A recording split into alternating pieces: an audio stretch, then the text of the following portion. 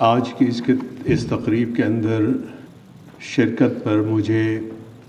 روحانی خوشی محسوس ہو رہی ہے اور اس کی کئی وجوہات ہیں۔ پہلی وجہ تو یہ ہے کہ جب ہم چھوٹے تھے ہم نے اس زمانے میں دیکھا کہ عموماً سرکاری تقریبات میں دین کا حصہ صرف اتنا ہوتا تھا کہ اس کے شروع میں قرآن کریم کی 1-2 آیتیں تلاوت کر دی جاتی، اور پھر اس کے بعد ایک زمانہ ایسا آیا کہ ہمارے میڈیا کے اوپر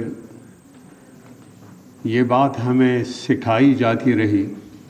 کہ دنیا کے اندر جتنے مسائل ہیں، جتنی مشکلات ہیں، ان کا سبب مذہب ہے۔ لیکن آج خوشی اس بات پر ہو رہی ہے کہ عملی طور پر ہمیں یہ بتایا جا رہا ہے کہ مذہب مسائل کا سبب نہیں ہے، بلکہ یہ مسائل کے حل کا سب سے بڑا ذریعہ ہے۔ پانی کا استعمال اور صفائی کی اہمیت قرآن و حدیث کی روشنی میں، یہ اس کتاب کا نام ہے، اور ایک سرکاری ادارے WSSP water and sanitation services Peshawar نے اس کتاب کو تیار کروایا، اس کو چھپوایا۔ حکومت کی سرپرستی میں اگر مسائل کے حل کے لیے اس نہج کے اوپر کوششیں کی جائیں تو یقیناً بارآور ثابت ہوں گی۔ ہمارے ہاں بھی اگر مسائل کے حل کے لیے یہ طریقہ استعمال کیا جائے کہ مذہب کی تعلیمات کو عام کیا جائے تو یقیناً اس کے بہت اچھے فوائد نکلیں گے۔ وجہ اس کی یہ ہے کہ دین صرف عبادات کا نام نہیں ہے۔ ہمارے معاشرے کے اندر تو بڑے تعلیم یافتہ لوگ بھی یہی سمجھتے ہیں کہ دین کا تعلق جو وہ صرف نماز، روزے اور حج کے ساتھ ہے، یا چند عقائد ہیں بس، اور ہماری جو روزمرہ کی زندگی ہے ان کے ساتھ دین کا کوئی تعلق نہیں ہے۔ اور اگر ان کا یہ خیال نہیں ہے تو کم از کم ان کو اس کے بارے میں کوئی معلومات حاصل نہیں ہوتی۔ تو یہ صورتحال جو ہے وہ، جبکہ دوسری طرف دیکھیں حقیقت تو دین نے ان مسائل کے بارے میں بہت زیادہ تعلیمات جو ہیں وہ آج سے 1400 سال پہلے دی ہیں۔ اگر اسلامی نقطہ نظر سے بات کی جائے اور اگر دوسرے مذاہب کو بھی شامل کیا جائے تو کئی ہزار سال پہلے ہمیں تعلیمات ملتی ہیں۔ WSSP کا بنیادی رول جو ہے وہ صحت اور صفائی ہے۔ اب صفائی جو ہے اس کے بارے میں دیکھیں، حضرت ابراہیم علیہ السلام نے بھی جب کعبہ تعمیر کیا تو اس وقت ان کو یہ حکم دیا کہ وَطَهِّرْ بَيْتِيَ لِلطَّائِفِينَ وَالْعَاكِفِينَ، کہ میرے گھر کو طواف کرنے والوں اور اعتکاف کرنے والوں کے لیے پاک صاف رکھو۔ نبی کریم صلی اللہ علیہ وسلم نے فرمایا کہ نظفوا افنیتکم، اپنے گھروں کے سامنے جو تمہارے میدان ہیں، صحن ہیں، ان کو پاک صاف رکھا کرو۔ آج ہم اپنا گھر تو صاف رکھتے ہیں لیکن گھر کا گند جو ہے وہ باہر گلی کے اندر اور میدان کے اندر پھینک دیتے ہیں۔ اسی طریقے سے پانی جو ہے وہ ایک اہم عنصر ہے، بلکہ زندگی کی اساس ہے۔ وَجَعَلْنَا مِنَ الْمَاءِ كُلَّ شَيْءٍ حَيٍّ، اس کے بارے میں اسلام نے تعلیمات دی، اور پھر وہ جو ہے یعنی تعلیمات کے یہ زندگی کی اساس بھی ہے، اور اس کو جو ہے آلودگی سے بچاؤ، اس کا کم سے کم استعمال کرو، پانی کے استعمال میں اسراف نہ کیا کرو، رات کو سونے سے پہلے پانی کے برتنوں کو ڈھانک کے رکھو، اور اگر صبح اٹھو تو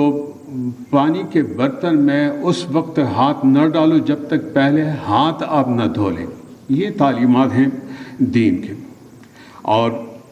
نبی کریم صلی اللہ علیہ وسلم نے یہ فرمایا کہ اگر تم میں سے کوئی شخص وضو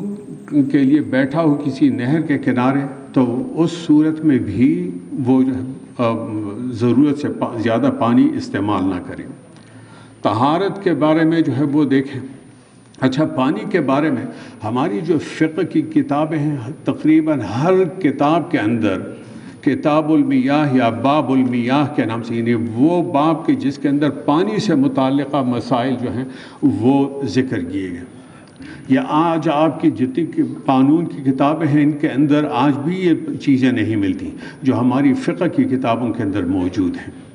کتاب الطہارہ ہر حدیث اور فقہ کی کتابوں کے اندر موجود ہے کہ صفائی ستھرائی کے اصول کیا ہیں، یہ ہمیں بتایا گیا ہے۔ اور پھر ہوا جو ہے اس کو آلودگی سے بچانا، اس کو پاک صاف رکھنا، اس کے بارے میں ہمیں تعلیم دی گئی۔ نبی کریم صلی اللہ علیہ وسلم نے ارشاد فرمایا کہ آپ میں سے اگر کوئی شخص لہسن یا مولی کھا لے اور اس کے منہ کے اندر بدبو ہو تو وہ مسجد میں نہ آئے جب تک کہ وہ بدبو دور نہ ہو جائے، کیونکہ اس سے فرشتوں کو تو تکلیف تو ہوتی ہی ہے، لیکن جو ساتھ کھڑے ہونے والے دائیں بائیں مسلمان ہیں ان کو بھی تکلیف جو ہے وہ ہوگی۔ اور پھر حالانکہ وہ ایک حلال چیزیں ہیں، پاک چیزیں ہیں، لیکن ان کے استعمال میں بھی شریعت نے ہمیں وہ جو ہے نا تعلیم دی۔ جی، یہ جو سیوریج کا مسئلہ آج کل بہت بڑا مسئلہ ہے شہری علاقوں کے اندر، وہ بھی ہماری بے احتیاطی کی وجہ سے پیدا ہو رہا ہے۔ ہم دنیا جہان کا گند جو ہے اس کے اندر پھینک دیتے ہیں، اور پھر یعنی اب تو جو ہے شہروں کے اندر ایک مسئلہ اور پیدا ہوا ہے کہ کھانے پینے کی چیزیں جو ہیں وہ نالیوں کے اندر پھینک دیتے ہیں، تو وہاں پہ پیداوار جو ہے وہ بڑھ جاتی ہے، اور اس کے پھر جو ہے نا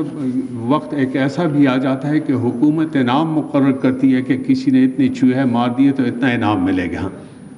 یہ اس وجہ سے کہ ہم وہ کھانے پینے کی چیزیں اس کے اندر پھینک رہے ہیں، پھر وہ نالیاں بند ہو جاتی، بدبو پیدا ہو جاتی، پانی جو ہے وہ اوور فلو ہوتا ہے تو سڑکیں خراب ہو جاتی، اور صفائی کا طریقہ بھی وہ ایسا۔ ابھی ہم آ رہے تھے یہاں قریب سے تو صفائی ہو رہی تھی، جو گند تھا وہ نالی کے کنارے وہ پھینک رہے تھے، مطلب ایک تو وہ اس سے مزید بدبو پیدا ہوگی، اس کے ساتھ والا پانی سڑک کی طرف بہہ رہا تھا، اور وہی گند جو ہے وہ 2-4 دن بعد دوبارہ نالی کے اندر گرنے لگ جائے گی۔ تو یہ چیزیں جو ہیں ہماری ان تعلیمات کے خلاف ہیں جو